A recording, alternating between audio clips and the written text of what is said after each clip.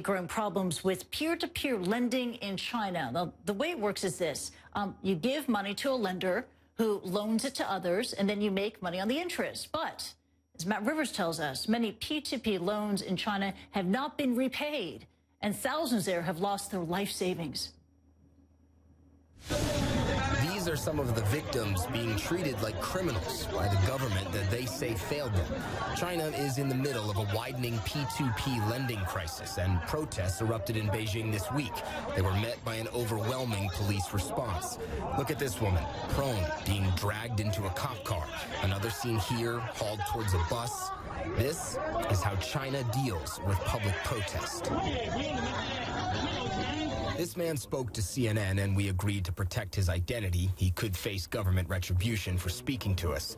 He invested about $40,000, his and his parents' entire savings, in a P2P company called Torongia. He thought it was safe. In China, the law only protects a small group of people, he says, not us, the masses. In early July, the company collapsed. His family's savings were gone, and there was nothing he could do.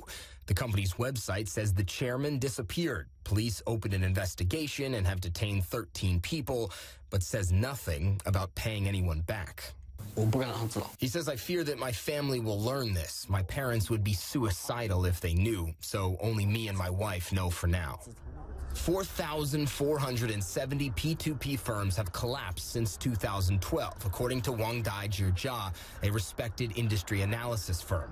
The firm says nearly 1.2 million people lost their investments, worth about $11.5 billion in all.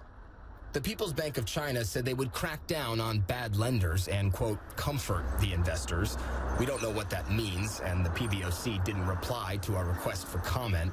But for many, that wasn't good enough, hence the protests. They tried to take their case here to the country's banking regulator, but the government didn't let them get that far. Most of the protesters were rounded up in the streets or on the subways.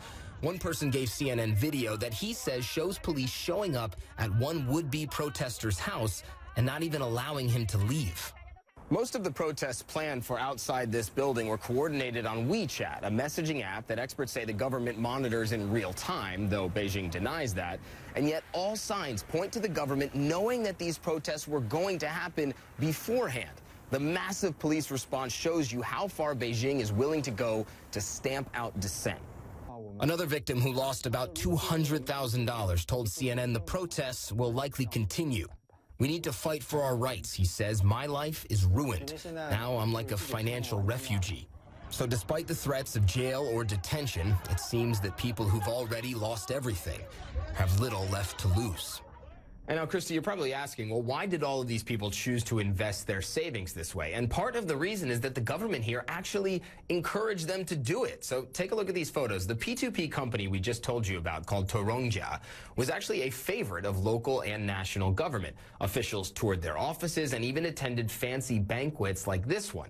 The government essentially promoted this company. People truly thought that this was legit. And now the same government that told them to invest this way is essentially leaving them out in the cold.